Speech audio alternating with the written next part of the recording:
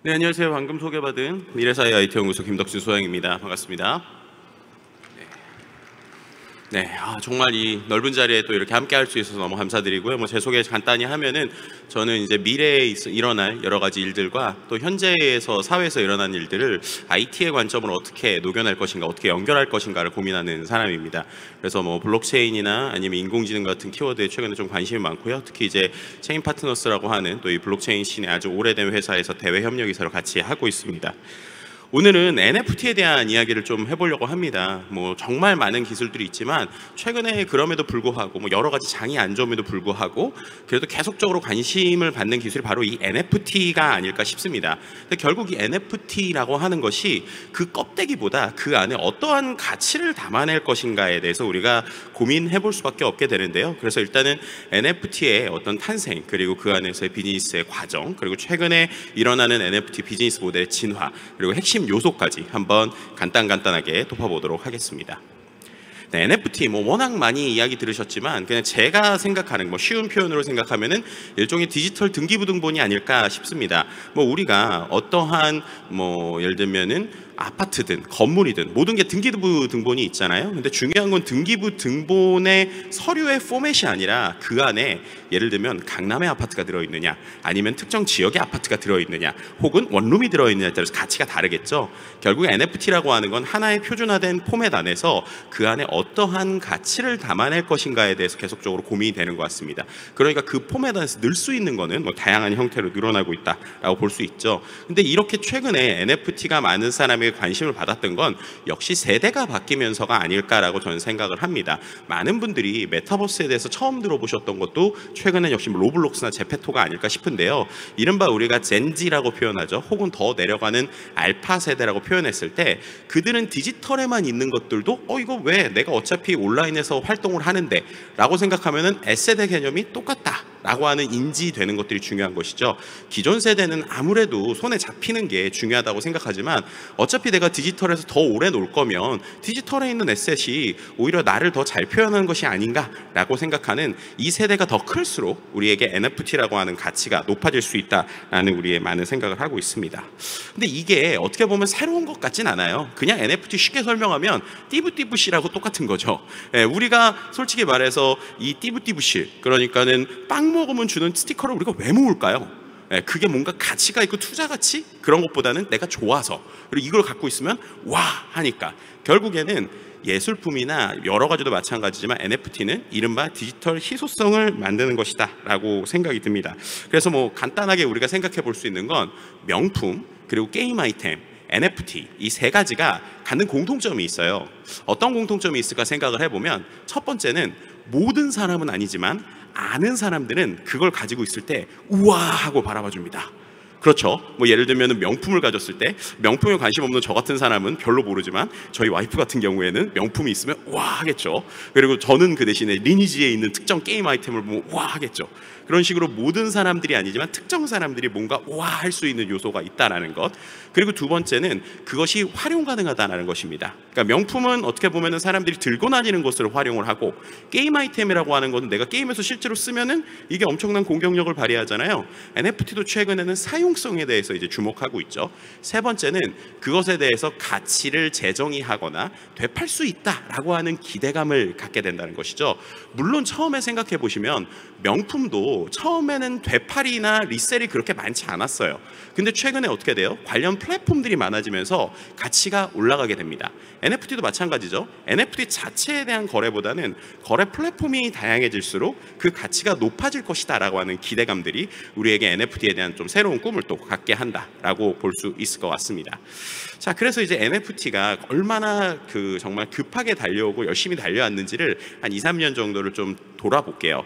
역시 이제 가장 많은 사람들이 NFT에 관심을 가졌던 건 이 크리스티의 사상 첫 NFT 경매겠죠. 비플이 이 정말 그래픽 하나 가지고 우리나라에서 전 세계에서 가장 비싼 금액으로 판 세 번째 작가가 됐던 이 놀라운 일이 벌어졌었죠. 근데 더 과거로 내려가면 2017년에 크립토키티라고 하는 녀석이 있었고, 희소 가치가 높은 고양이가 왜 그런지 모르겠는데 2억 원에 팔리는 거죠.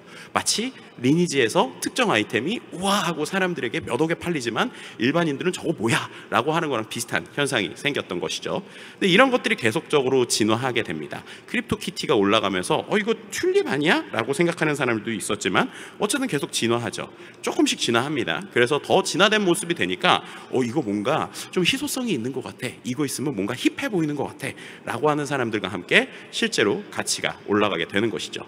그러다가 이제 본격적으로 우리가 기존의 오프라인에서 스포츠 좋아하시는 분들이 하던 카드 뽑기 같은 어떤 기술들 같이 NBA 같이 우리가 알고 있는 유명한 스포츠 IP들이 본격적으로 들어오게 됩니다. 그렇게 되면서 우리가 오프라인에서 카드 뽑기 하는 거랑 비슷한 형태로 NBA의 카드 선수를 뽑고 동영상으로도 보여주니까 엄청나게 돈을 많이 벌게 되는 형태가 되죠. 그리고 이제 2020년 후반부터 이게 엄청난 산업이 되겠네? 라고 생각하는 사람들이 늘어나면서 특히 올 초 2021년에는 작년이죠. 죄송합니다. 2021년 들어서 갑자기 많은 아티스트들이 이제 같이 참여하게 됩니다. 기존에는 테스트로 몇몇이 시도하다가 그것이 아니라 이거 예술로서 우리가 좀 돈을 벌 수 있는 예술가들의 어떠한 새로운 활로가 될 수 있을 것 같아 라고 생각했던 사람들과 함께 이런 것들이 진화하는 형태를 보이게 되죠. 그리고 이제 2022년 초반에 또 우리에게 화두가 됐었던 키워드, 바로 다오라고 하는 키워드가 있었죠. 우크라이나 내전이 일어났는데 내전이 돼 있는 우크라이나를 돕기 위해서 우리가 돈을 어떻게 줄까라고 생각할 때 단순히 그냥 어떠한 가상화폐로 예를 들면은 이더리움을 보냈다라고 하면은 그거는 남는 게 딱 내가 보냈다라고 하는 계좌이체처럼 트랜잭션만 남잖아요. 근데 이들이 어떻게 한 거예요? 뭔가 우리가 크리스마스 실 같은 개념인 거죠.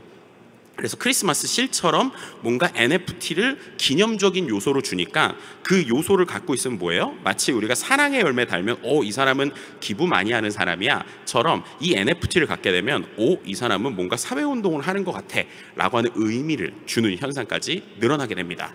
이렇게 모든 시장이 쭉쭉쭉쭉 커나가는 것 같았지만 우리가 모두 다 아시다시피 최근에 어떠한 글로벌적인 경기 침체가 일어나면서 NFT 그리고 이 블록체인 그 다음에 우리가 알고 있는 다양한 토큰들에 대한 관심이 급감하게 됩니다.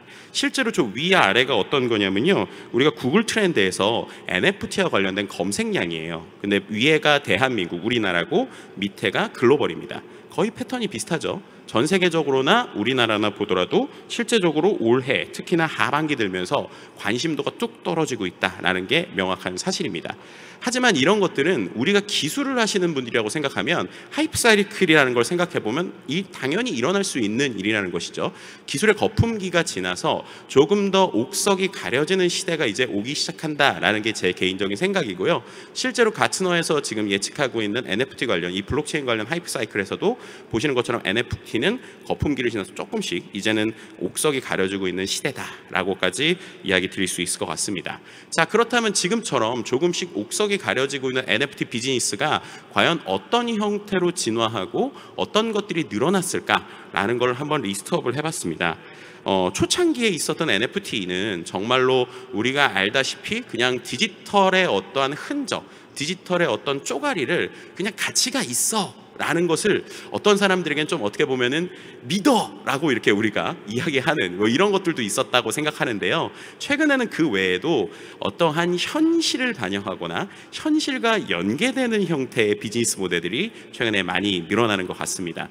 특히나 그 안에서 산업을 연계하고 커뮤니티를 만들고 장기적인 컨텐츠가 어떻게 진화할 것이냐, 그리고 내가 NFT를 들었을 때 그 가치를 실제적으로 어떻게 사람들에게 빠르게 줄 것이냐라는 것들에 대한 것들이 최근에 많은 것 같아요.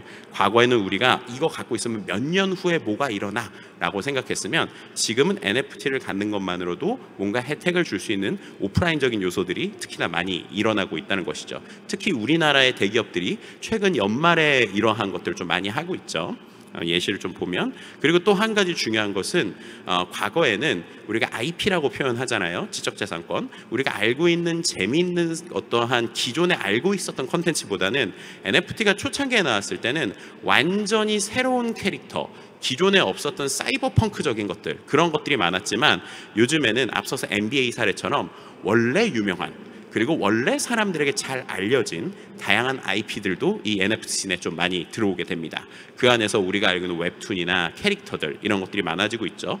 제가 엊그제 좀 재밌게 본 게 이번에 싸이가 NFT를 발급을 했죠. 정말 자기 모양하고 비슷하게 생긴 퉁퉁하게 생긴 싸이 NFT가 나왔는데, 그거를 갖게 되면 이번에 그 싸이가 연말마다 흠뻑쇼라고 하는 걸 하잖아요. 그 흠뻑쇼의 우선 예매권을 인터파크랑 계약을 해서 주더라고요. 그러니까 우리가 팬덤들이 예전에는 여러 가지 굿즈 사야지만 할 수 있었던 우선 예매권 이런 것들을 NFT를 가졌을 때 움직이는, 결국 사람들에게 잘 알려져 있는 IP들을 연결하는 이러한 비즈니스들이 많아지고 있다, 이렇게 설명드릴 수 있을 것 같습니다.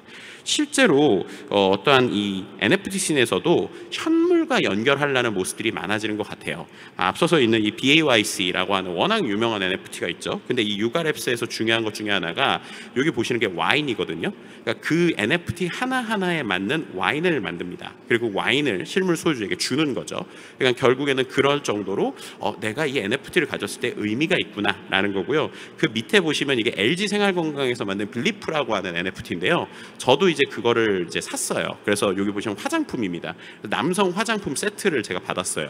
근데 그 남성 화장품 세트랑 가격이 그 NFT를 살 때 그렇게 비싸지 않았거든요. 그러니까 결국에는 어떠한 팬덤을 만들 수 있는 하나의 징표로서 실물을 연결하는 형태들이 좀 많아지고 있고요.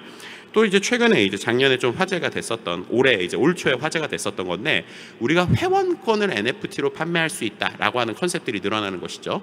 예를 들면 요 보시는 것처럼 프라이빗한 일식 레스토랑을 들어갈 수 있는 회원권이 NFT로 발급이 됐더니 이것도 전 세계 최초야. 이거 갖고 있으면 뭔가 있어 보여. 아까 명품하고 비슷하다고 그랬잖아요. 뭔가 있어 보여 해서 그런지 몰라도 이걸 갖고 180억의 수익을 내는 거죠.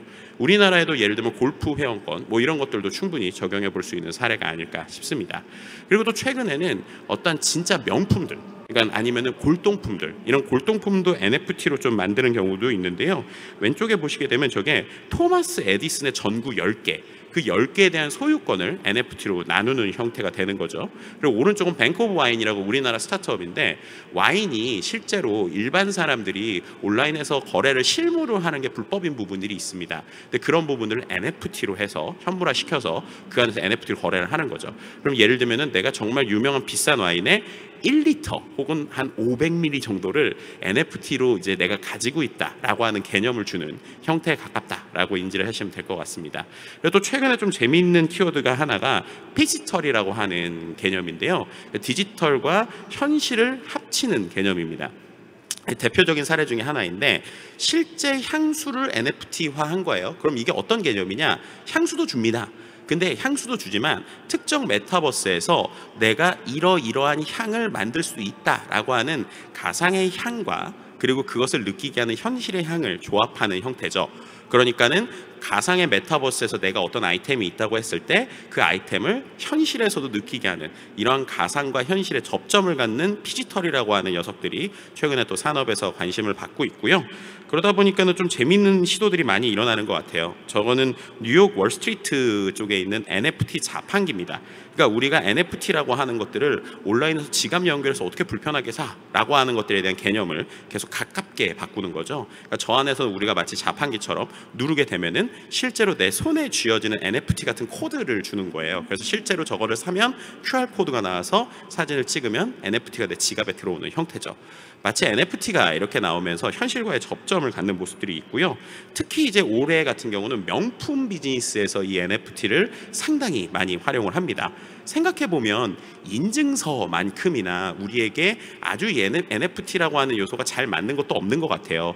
기존의 인증서라고 해봤자 종이 인증서 잊어버리면 땡이잖아요. 근데 NFT로 만들면 어떻게 돼요? 계속 유지가 되는 거죠. 그러니까 그것이 있고요. 또 한 가지는 디지털 정품 인증서 NFT가 단순히 실제 물건에 대한 인증서뿐만 아니라 이 NFT를 가지고 있는 사람들한테 뭔가 그 다음 명품을 살 때 우선 구매권을 준다든지, 혹은 아예 NFT 자체가 명품화되는 경우들도 최근에 존재합니다. 뭐 예를 들면 이런 거죠. 특정 구찌 뭐 이런 예를 들면 돌체앤가바네 이런 데서 가방도 만들고 가방하고 똑같은 형태의 NFT를 딱 3개만 만든다라고 하면 결국 그 희소성이라고 하는 게 링크가 되면서 이 NFT의 가격이 오르는, 이러한 비즈니스들이 최근에 명품 시장에서도 좀 관심을 받고 있습니다.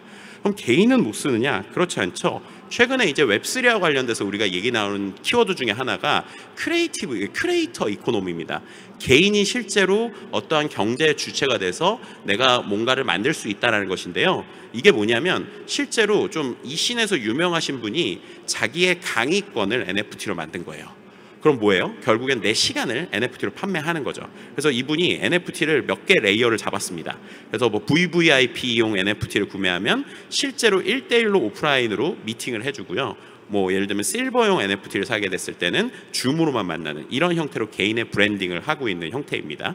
또 해외에서는 셀럽 자체가 NFT 마켓에 대해서 인증하는 형태들도 나오고 있는데요. 이것은 마치 최근에 우리나라가 인스타그램이나 페이스북을 통해 가지고 어떤 개인 크리에이터들 혹은 개인 셀럽들이 물건을 공동 구매하는 형태들이 있잖아요. 근데 그러한 형태들이 웹3 씬에서도 충분히 가능할 수 있다라고 하는 것을 보여주는 형태라고도 볼 수 있을 것 같습니다.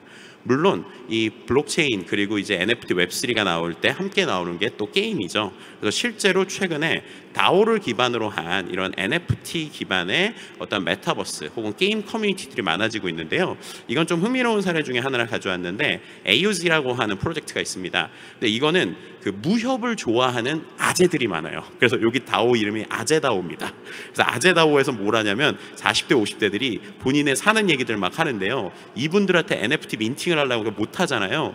그래가지고 이분들한테 NFT 구매하는 방법을 실제로 테스트해 볼 수 있는 테스트 사이트까지 만들고 그들이 무협을 좋아하는 사람들이 NFT를 사가지고 우리만의 무협 기반의 MMORPG를 만들겠다라고 하면서 계속적으로 발전되고 있습니다. 학습 조직의 형태에서도 이 NFT를 활용하고 있는데요.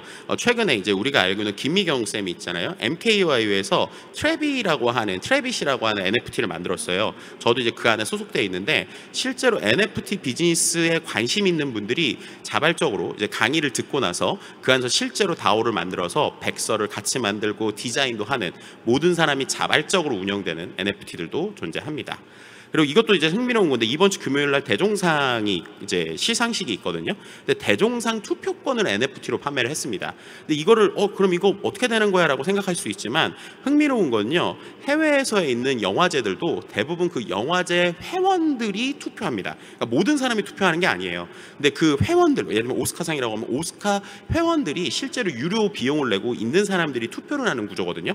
그래서 이제 최근에 이 대종상이라고 하는 것들이 뭔가 불법이 있거나 아니면 약간 좀 비리가 있다 뭐 이런 얘기들 좀 들었었는데 이거를 깨끗하게 해보겠다는 차원에서 이번에 대종상 트로피 NFT를 판매했습니다. 이걸 구매한 사람은 마치 오스카 회원처럼 대종상 회원이 돼서 몇 년 동안 3년 동안 이렇게 심사할 수 있는 이런 NFT까지 최근에 만들어지고 있습니다. 그리고 최근에 국내 IT 또 유통기업들의 멤버십과 실물을 연계하는 시도들이 이어지고 있는데요. 제일 대표적인 게 SSG라고 볼 수 있을 것 같아요. 그래서 SSG는 기본적으로 저는 명품에 대한 개런티를 하는 NFT도 발급을 했고요. 또 최근에 이러한 그 자신들이 가지고 있는 IP를 갖고 어떤 오프라인과 연계하는 형태를 하게 됩니다. 가장 인상적으로 본 것 중에 하나가 이건데요. 최근에 이제 이제 이마트 우리가 편의점 있잖아요. 이마트 편의점에 이 NFT가 도입이 됐어요. 그래서 이걸 갖고 뭐 하는 거냐면 저희 보시면 되게 재밌는 게 있죠. 뭐 삼각김밥 NFT 이런 게 있는데 그걸 구매하면 평생 동안 삼각김밥은 30% 할인 뭐 이런 식의 형태입니다. 아시겠죠? 그래서 이런 할인 쿠폰이나 이런 것들을 NFT를 갖고 이제 재미있게 하면서 그 NFT가 다양한 캐릭터이자 음식과 연계하는 이러한 오프라인과의 실물을 연계하는 형태들이 늘어나고 있다라고 하는 것도 좀 흥미로운 부분인 것 같습니다. 그리고 또 한 가지 이렇게 NFT가 가치를 갖게 되면 마치 우리가 전당포에 물건을 맡겨놓듯이 NFT를 맡겨놓고 돈을 갖고 오는 NFTFi라고 하는 이코시스템이 해외에서는 상당히 많아지고 있습니다. 그만큼 이제 우리가 이것 자체가 뭔가의 사용성이 있다라고 하면 우리가 전당포의 개념으로도 충분히 접근할 수 있지 않을까라고 하는 생각들도 늘어나고 있습니다. 자, 이렇게 다양한 NFT들이 있는데요. 그렇다면 NFT가 성공하기 위한 조건이 무엇일까라는 걸 제가 간단하게 생각을 해봤는데 첫 번째는 뭐니 해도 팬덤이 있는 IP가 중요한 것 같아요. 우리가 NFT에 뭐든 담을 수 있기 때문에 결국 컨텐츠를 만드는 것과 동일하게 생각하면 좋다라는 개념이 있고요. 두 번째는 그렇기 때문에 꾸준하게 브랜딩하고 스토리텔링하면서 단발적이 아니라 사람에게 계속 알려줘야 된다라는 겁니다. 세 번째는 컨텐츠별로의 유통 채널이 필요하다라는 것인데요. 마치 명품이 최근에 명품 플랫폼들이 많아지면서 가치가 올라가듯이 결국 플랫폼의 역할도 필요하다라는 것입니다. 마지막인데 커뮤니티가 그래서 결국 중요해집니다. 웹3 시장에서 우리가 많이 얘기하는 게 과거에 몇몇 빅플레이어가 있던 것들이 수십 수백 개의 플레이어로 나눠질 확률에 대한 얘기를 하는데요. 결국 NFT 씬에서도 누가 이러한 강력한 경제 공동체를 만들어줄 수 있을 것인가, 그리고 그 안에서 다오라고 하는 것들이 어떻게 활용될 것인가 라고 하는 고민들이 있을 것 같습니다. 결국에는 시세가 불안정하고 수익성이 흔들려도 꾸준히 지지하고 함께 갈 수 있는 것이 공동체 커뮤니티라는 것이죠. 이러한 관점들을 가지고 과연 2023년에는 산업계에서 이 NFT가 어떻게 쓰일지 기대하는 마음으로 계속 지켜보려고 합니다. 네, 이것으로 저의 강의를 마치도록 하겠습니다. 감사합니다.